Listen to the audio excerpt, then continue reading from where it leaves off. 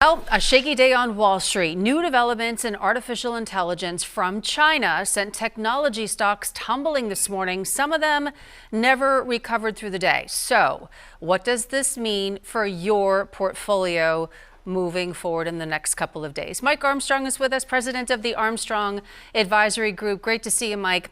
Okay, let's start right there. So basically this Chinese company is coming in and it's making this new product that everybody else is making, but it's doing it for pennies on the dollar. And the market certainly took notice of that.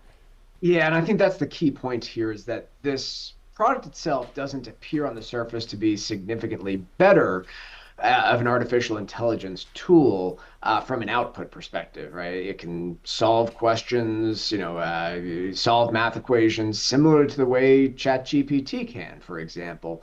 The claim on behalf of the company that developed it, however, is that it took a fraction of what major companies have been spending to develop the tool, to train the tool.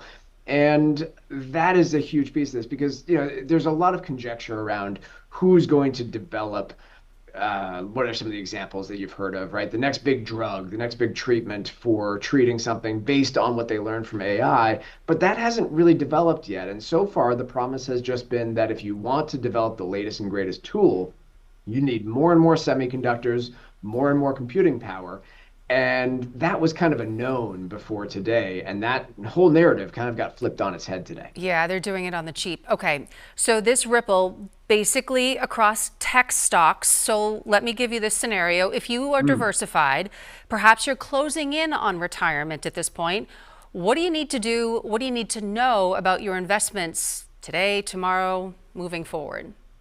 Well, for a lot of folks, it's probably a nothing story. To me, it's fascinating. It's very, very interesting.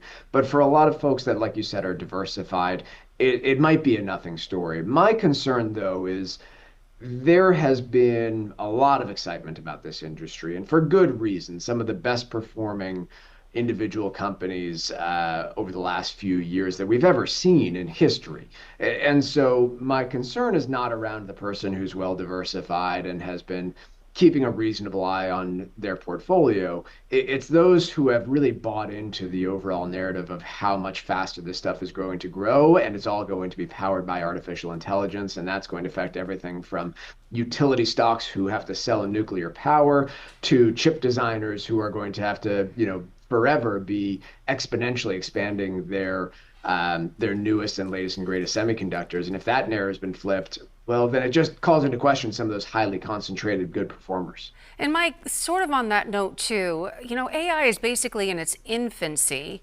but as it becomes more of an option for investments in individual stocks, so how do us gauge the health of tech companies to invest in the future if the actual product is so rapidly changing as AI really seems to be?